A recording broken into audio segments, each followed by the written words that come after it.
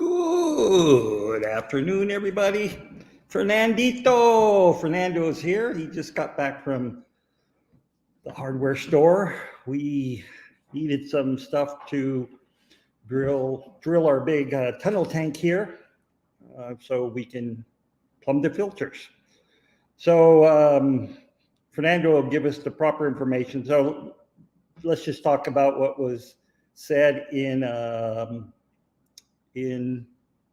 chat. Hold on. Let me go to YouTube. Now let's go to Fish Fam right now. Who is live? I am live. Let's go to Peru. I'm going to put the sound down on that. So let's see who is in the participation list. Participants. Cosmin, yes. Hello. Fernandito, Freaky Fish Lady, Jeff Kane, Jennifer Weaver, Joe Haney, Rico Rockostan, how you doing?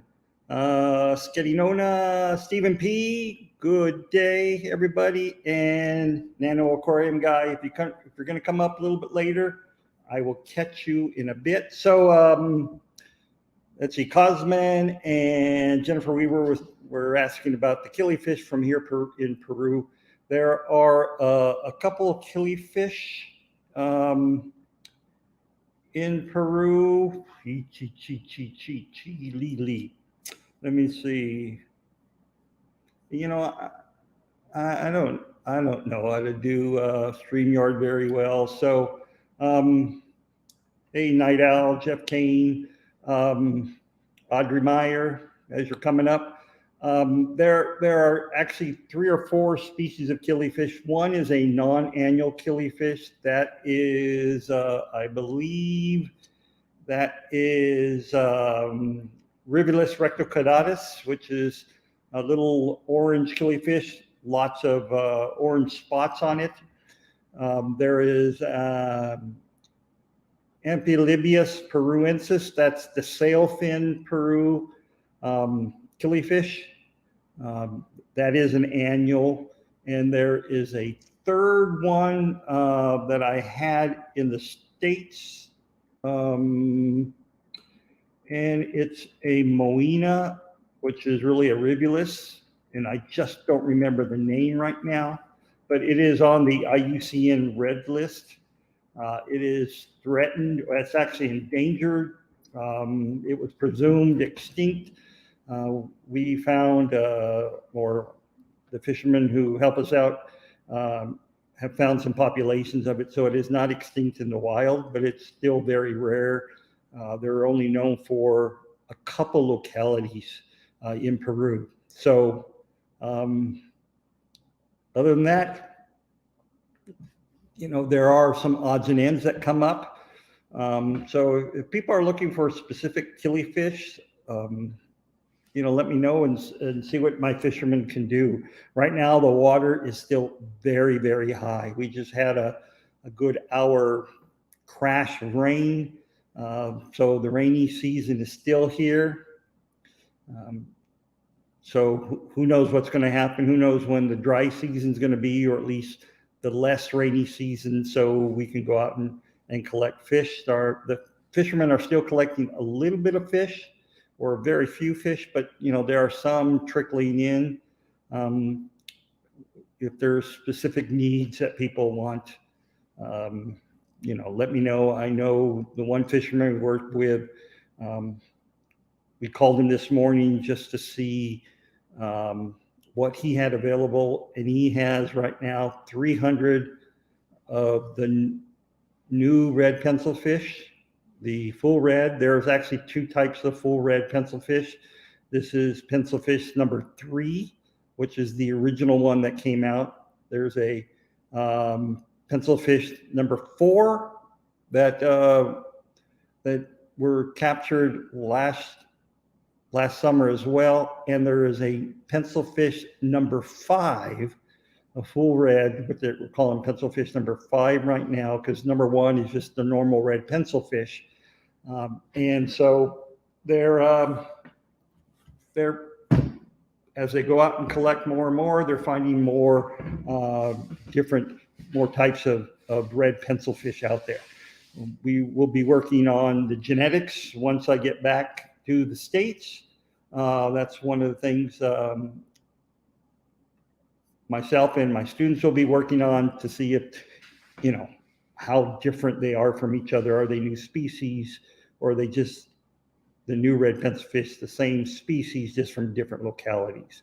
So Joe Haney says, how quickly do the rivers clear up? The rivers here never get clear. It's the backwaters that are the ones that tend to be clearer. The Amazon River never clears. It's always a brown silt around here. The rivers that flow into it are brown or black water rivers.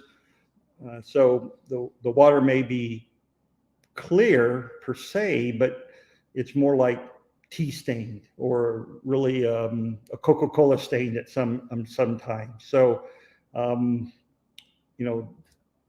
they don't clear as often, but they do clear.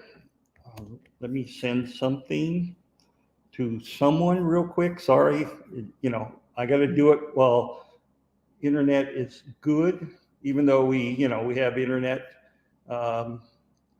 With this rain, we never know what may happen.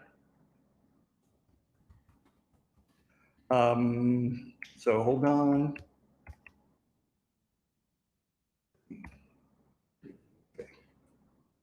Okay. Sorry. So I'm back. Hi from Sweden. Well, thank you, Christian Adolfsson. Wonderful to have you here. I'm glad you were able to make it. I think you're the very first time you've been in the stream.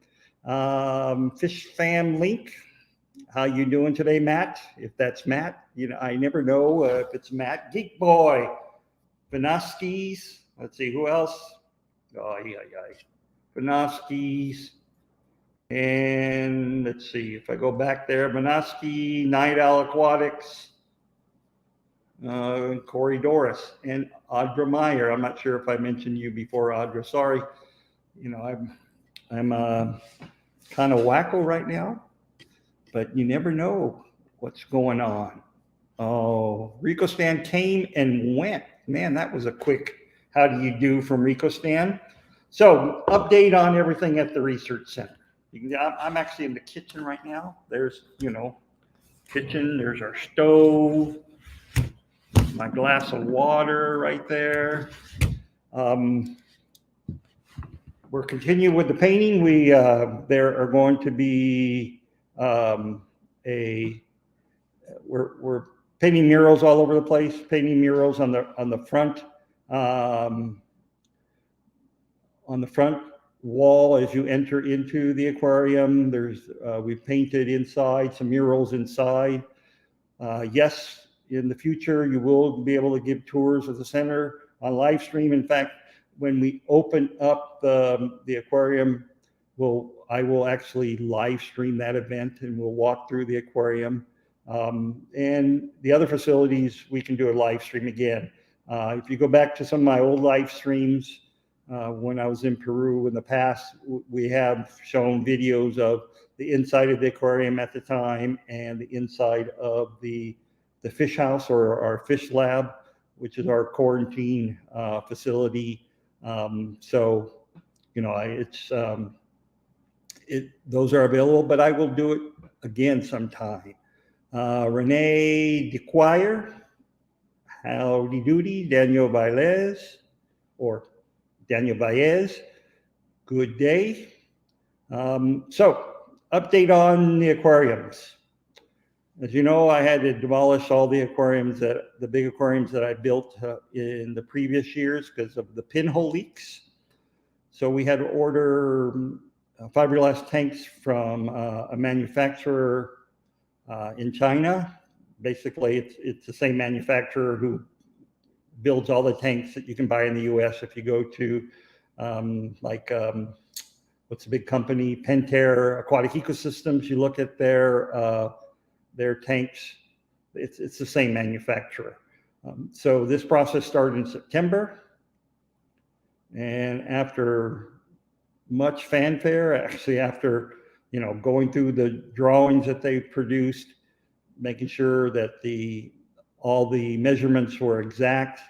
That was a long, drawn-out process there. And finally, they were supposed to ship in December to arrive here in 45 days. That's the normal shipping time they give, is 45 days from China, any one of the ports in China, to Lima, Peru. That's a 45-day trip. And then from Lima to Iquitos, because it's overland part of the way and on the slow boat to Iquitos on the rivers, that's another 10 days. So it's a long, drawn-out process. Again, they were supposed to ship middle of December. They finally shipped the end of March. That was a fiasco. They have arrived in Lima. They're on their way here. They're somewhere in the middle between Lima and Iquitos. That's all they can tell us. So, it's a process. You just have to wait. We hope to have the aquarium open by mid to end of July. That's what we're hoping for. We have fish here. We have some of the tanks going, like the big tank that's up, the big 20 by 6 by 6 tank. That's filled with fish. We're just trying to get the driftwood, the wood that we actually got from the river. We're trying to get that to sink. For some reason, it just does not want to sink, even though we got it from the river, and it was there in the river, but it just does not want to sink right now. So, in time it will. We're just hoping that it'll sink within another month and a half, 2 months. We have big cement blocks that are holding it down right now. Gives the water a nice tea stain color. So pretty much all of our tanks will be tannin stained, unless we want to really use a heavy carbon block filter to remove that. And, it just depends on what happens when my wife gets here. She has the ultimate decision on everything that occurs here, because she's the one who goes out and helps us find money. And, she's the boss. That's the way it is. She's El Jefa, as all the workers and Carlos and Fernando knows. She is the ultimate decision maker. So other than that, not much is happening. This is the new Starlink. Hopefully it's coming in good and nice and strong.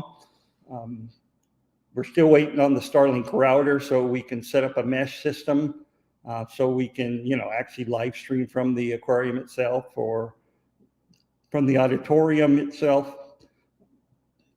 Starlink said it would get here a week ago, and then we checked it this morning, and Starlink says, well, it's not going to arrive anywhere between June 2nd and June 12th.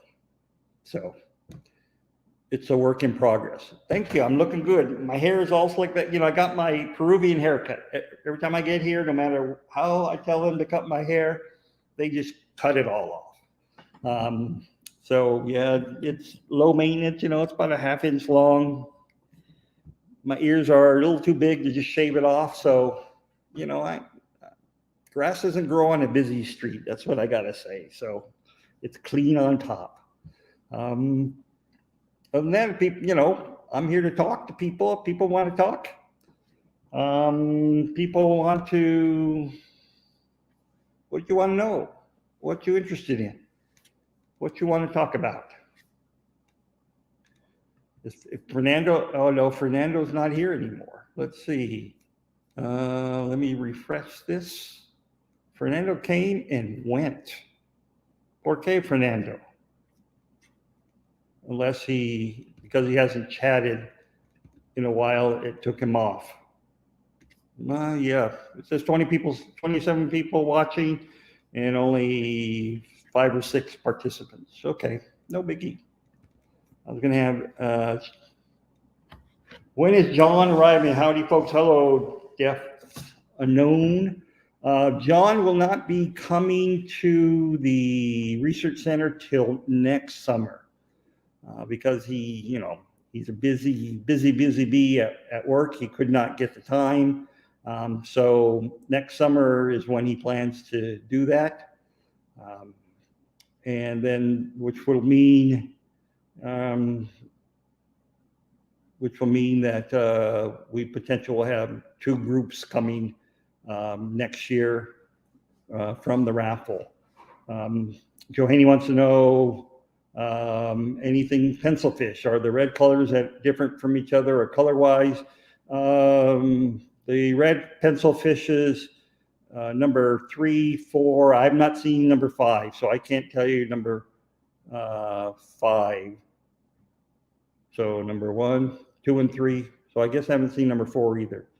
2 and 3, the full reds, they're pretty much the same color.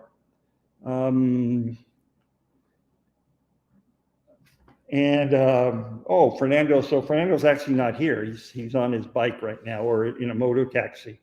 The red in number 3 is more. It's not as bright. It's more understated than it is in number 2. And I should take some pictures and post them. Just do a small video, but with a picture montage of the different fishes that we have right now. So they're red, but not as bright as the full red pencil fishes. Cosman asks, how far are you from Rio Madre de Dios? Rio Madre de Dios is actually south of us. It's not drivable because there's no roads out of Iquitos that goes anywhere except Nauta, which ends at a river, and that's 45 minutes away, an hour away. So you would have to fly back to Lima and then fly into Madre del Dios. So it's a good hour and a half to Lima, and then I'm not sure where you would fly into Madre del Dios. Go soon because it's being destroyed by the gold mining that's going on there. If you look at pictures of that area, it is just decimated. Depths Unknown says, I have a question. You mentioned once that science uses microsiemens to measure water parameters. It measures water conductivity as opposed to KH and GH and KH. Do you think this is detrimental in any way? No, because what microsiemens does, it combines both KH and GH. I actually brought a small API KH/GH kit with me. So I will actually test our water just so I know what the KH and GH are. Before I started live streaming and before I started listening to live streams, I never knew KH and GH. It's not something that I ever tested in my water ever before. I have we use a multi-parameter multimeter from Hana, Hanna, Hanna, and that gives us a whole bunch of readings, TDS, conductivity in microsiemens, pH, temperature, dissolved oxygen, all in one shot. And so KHGH is not part of that system. Johanny says we can get one here called coral red pencilfish, not cheap. Any idea what that would be? That would be red pencilfish number 1. It's only known from one locality here in Peru. It's about 12 to 20 hour boat ride away. It's been over collected big time, but there's still uncontrolled capture of these fish. It's on the IUCN red list. It's red listed, so it is potentially, it's range restricted. Its range is being cut down for agriculture purposes and for settlement. So because it's range restricted, there's a potential for it to be over collected. And so they're still being sold, but it's just the red pencil fish, number one, Mortemeyer, I believe, is the specific epithet for that one. So that is the red pencil fish number one, they call it now. But yeah, they are still pretty expensive. Number two, pencil fish for test. Yes, that's in number two, pencil fish when I write on my underwater paper. Joe Haney says 17 pounds each. I know someone who is breeding red pencil fish there in the UK. He's actually on our board of directors for the research center. And he says he's very successful at breeding them. The new red pencils I've seen available are the red Sanipa. Yep, that's red Sanipa is the first full red, and the Amaya is the second locality that was collected. They're actually not from those two areas. They gave them those names so people won't go in and over collect them. And what's happening now, the villagers are only allowing certain fishermen to go in because of the fact that they're worried about it over collecting, or it may be that they get a hefty price for it. Yeah, $50 or more per individual. That's per individual for a small tetra or pencil fish. We're getting in. Well, probably right now we have a couple hundred, but the fishermen are smart, and the exporters are smart. They're only sending out males now because the males are much more beautiful than females. The females have a dull peach color to them, so they're very sexually dimorphic. So you can pick out males, and it's a way to ensure that no one breeds them. We're getting in 50 males and 50 females. So hopefully start a captive breeding program here in some of our aquariums to see if they can even be captive bred and under what conditions they need to be bred in captivity, since they are a new fish. Hello, Cave of Wonders. Glad to see you here. So yeah, I will post some pictures of both the Sanipa and the Amaya to my Facebook page, on our Instagram page soon, and I'll do a short video of them under light. We don't have any lights per se in the quarantine lab. It's all ambient light from the surroundings. So I'll see about if I can find a fluorescent light or use a flash on my DSLR that I brought with me this time, so people can see what the colors are under light. So I will do that. I promise you, I will do that for you all. Because I try to deliver what my fans, what the listeners want. So other than that, the fish, we're having problems with one fish that we got in, and that is the antenna ray, the antenna stingray. There's two species, Irwini and the white one. We have Irwini, which is the brown long-tailed antenna ray. In the literature, when it was first described, they say they eat small catfishes, they eat decapods, shrimp. They eat cestodes, which are tapeworms, and some of the other worm-like parasites. Uh, we don't want we don't want tapeworms here, so we're not feeding them tapeworms. We're trying to see if they will eat tubifex worms.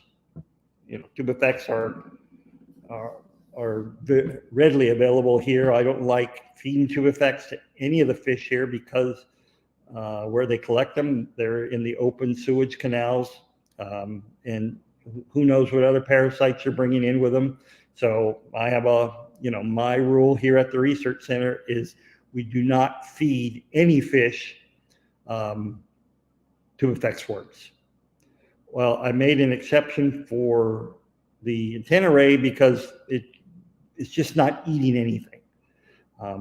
We put nice shrimp, people shrimp that we've chopped up, dropped it right on its disc, and it just wags its nose at it. It doesn't want anything to do with it. So we put in some live shrimp, some of the larger ghost shrimp that we can find here. There are none in the tank today. We put them in yesterday, so hopefully that meant they ate them, but I really haven't talked to Fernando or Chris about whether or not they took out the shrimp were dead or what. So there was no shrimp in this morning. There was a ball of tubifex in there, which I think it's just all the tubifex. We have a current in there. They all congregated together, so they're not eating tubifex. So hopefully they'll eat the ghost shrimp, and then we can slowly introduce people shrimp to them, pieces of people shrimp. You can get, frozen packages of shrimp here in the grocery stores. So we can hopefully get them over on the people shrimp. The other rays that we have at the facility, the Motoros and the flowers that we have, they're eating people shrimp. So, it's always good to have something that they can eat, that won't be contaminated with other, potential parasites or diseases. And hopefully people shrimp are going to be clean since they're intended for people. So that's really the fish that I am most worried about. It's my favorite stingray. Again, let's see. Present slides from your computer. That's our webpage. You know what? I never remember how to do. Every time I get back on, how to do the how to do. Sheesh.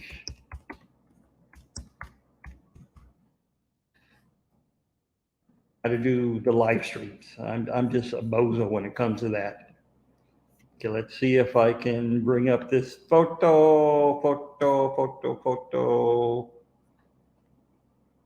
I need Skipper or someone to be in the background to help me with all this stuff. I'm just never up on the newer ways of doing these things.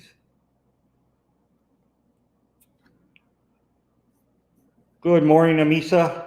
So Fernando, you're in. Okay, Fernando, type in the chat box whether or not the antenna ray come de camarones. See or no? So slides from your computer. Let's see. No, that's no. Okay, I'm not sure. I never know how to do these things. Okay, so it's not there. Jeff Kane asks, how does one go about starting a tubifex worm culture?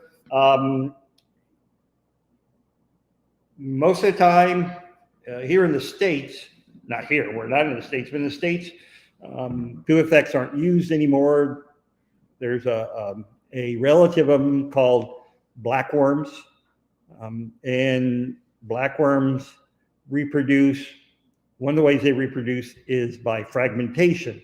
So people put them in a 10-gallon aquarium with gravel, coarse gravel, and every couple days they stir that coarse gravel around. And what that does, it breaks apart the worms, and all those bits and pieces, it depends on the size of them, all those pieces then will regenerate into new individuals. You want to have a sponge filter. You want to keep the water relatively clean, and relatively cool. You want to feed them, just like you would anything else with flake foods. And that's how people cultivate them. Here, where people don't cultivate the tubifex here, is because there are people who go out and collect the tubifex. One of the things Fernando is working on is that there appears to be two different types of tubifex worms here. And one could be a black worm, so to speak, because the pink tubifex worms that you think of when you think of tubifex worms actually lives in the water. You could see them in the water. Then there's another population that's a little bit darker that lives on more of the wet soil right next to these streams, quote unquote streams, that they all live in. And so what I've done, I've taken samples for Fernando back to the States, and we're going to analyze those to see if they're the same species or different species. So there actually may be two different types of tubifex worms here in the ecosystem in Peru. Tubifex worms live in the native waters as well, not just these open sewage systems, but that's where they're found in great abundance, along with my favorite fish in the world. That's a joke, everybody, is the blue gourami. I work on blue gourami, the invasiveness of blue gourami here in Peru. It's terrible. Not a thing that you want to happen in any of your waterways, to have gourami, guppies, and now we're finding tilapia. So it's not a good thing. We also find there's another invasive, aquatic invasive, a terrestrial invasive that we're finding here are the giant African snails. They're here. They're not just one spot. We know of at least 3 locations where I've either have captured them, or we had people go capture them, but we were right there. Here in our village, there are some, and a few miles away from us has some. Right along, the highway's edge. We had one of our workers come back and bring me some because, I said I was interested in figuring out where they were. So that's one of the things my students who are going to be here this summer, we're going to have 3 students from my university coming.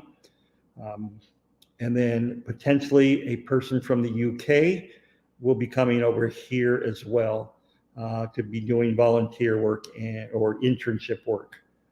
So that's one of the things that at least my students will help out. Is there any way to get rid of gourami, or has that boat? So that boat sailed. Gourami are part of the environment now. There was a thriving trade in gourami, not for exportation, because there is a law in Peru that says the fish isn't native to Peru. It cannot be exported out of Peru. That happened after the big black market push for zebra plecos. As soon as Brazil stopped exporting them, they were being smuggled into Peru and then being exported out of Peru. And that was kind of legal, but then they put the hammer down and said, okay, if it's not found in Peru, you can't export out of Peru. And same with the gourami. It's not a native Peruvian fish, so they can't export them. But what was happening is fishermen were collecting gourami, selling the gourami, 100 adult gourami for $1, basically, a penny a piece or so, and selling them to the Arapima farmers Arapima is a food fish here, and they were being sold to the Arapima farmers to have a fresh live food source for the Arapima farms. And there was some talk by the government to transplant gouramis to some of the river systems so that Arapima, the native Arapimas that are, have been decimated by overcollection, would actually have a better food source. So no, we said, no, you don't want to do that. And so we were instrumental in getting a law passed in the area that says you cannot use gourami as a live food source for any fish, especially the Arapima. But we know any law, whether it's an environmental law or a traffic law or some other, civil law, those laws, any law is only as good as it's being enforced. So a lot of the environmental laws sometimes are not enforced very, very heavily. And so, it happens once in a while, but at least we were able to try to make a change here, try to see people, let people know what was happening with these gouramis. So, try to prevent them from rapidly going all over the place. But you find gourami out in the middle of the small little streams out in the rainforest now, because, there's an Arapima farm that's been built, and the excess water flows into these little streams. So don't get me started on Arapima. I'm an Arapima, not an Arapima, a gourami hater, bad gourami hater. So we got some people coming in the last couple seconds. Tommy, howdy doody, Silver Creek Aquatics, how's it going? Anybody else? I said hola to Misa. Glad you're able to make it today. Any other questions, y'all? Because I just wanted to come on to make sure I could live stream. We're gonna, the California crew, hopefully we'll live stream on Saturday. What happened last weekend, we had a lightning strike on Friday that occurred very, very close to the research center. Carlos and I were sitting out talking in the auditorium, the outside auditorium we have, and I saw a pink flash, which means lightning's close. And I thought we have a light,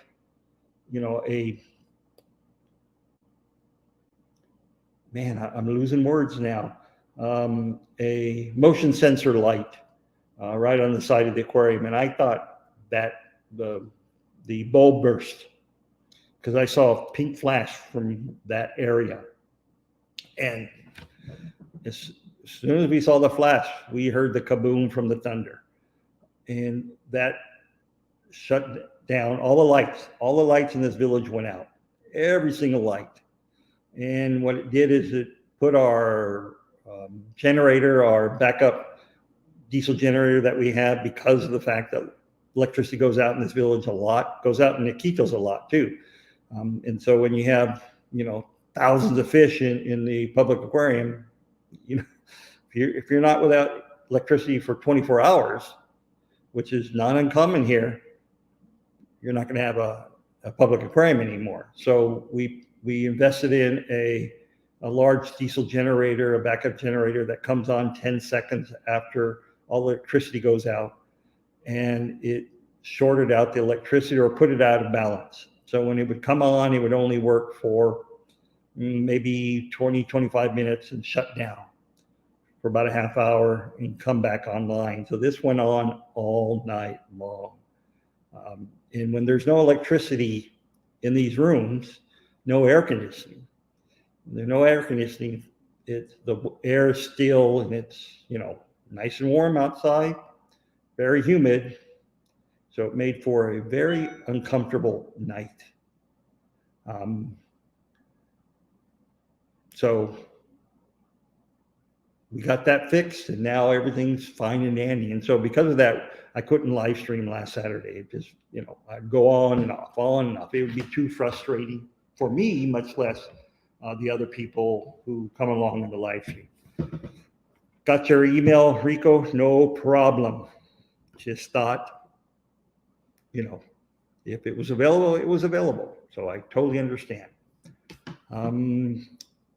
I really have nothing more going on here in Peru.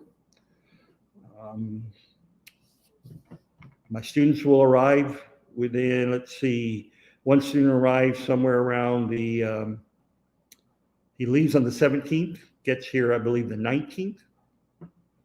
My wife, we do have another volunteer.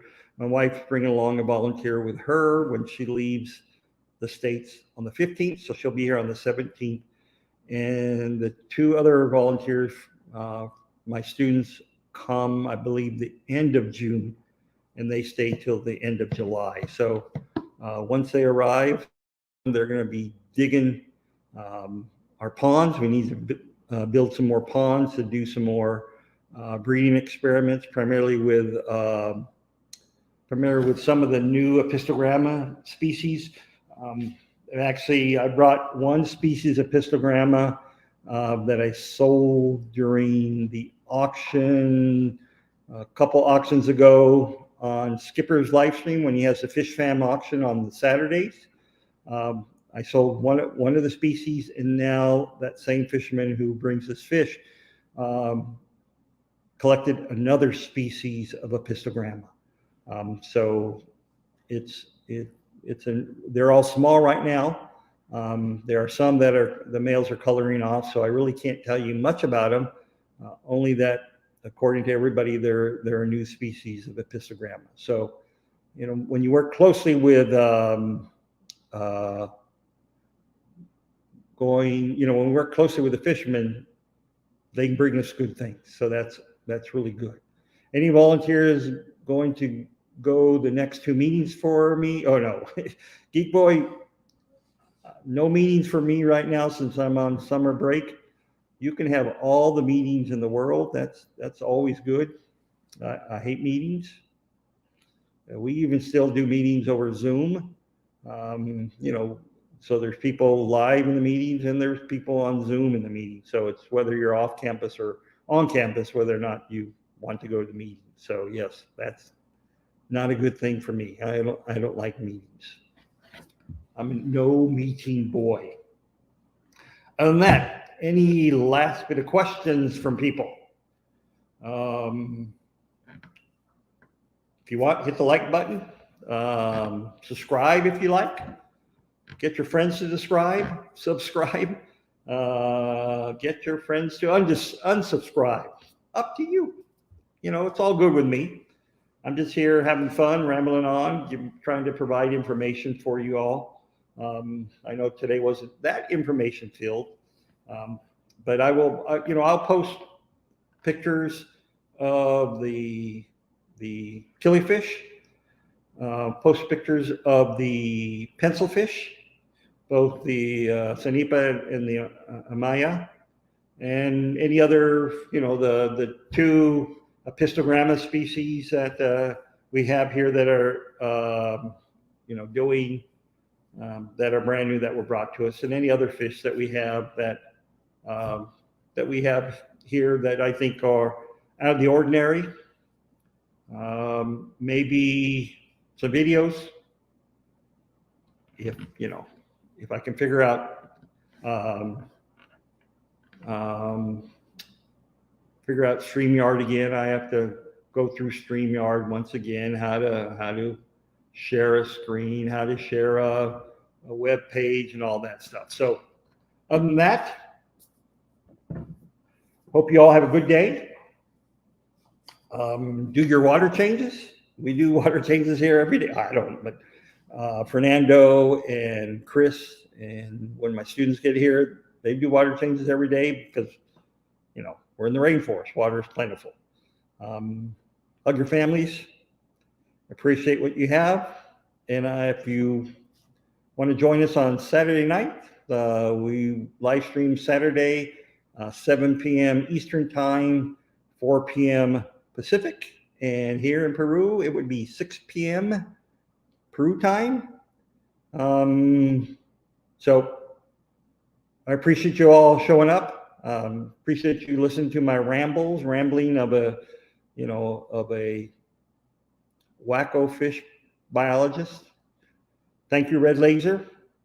Didn't see you come up, but I saw you right now. I appreciate everybody who's here. With that, I say hasta la vista. Goodbye. Goodbye. Goodbye. Goodbye.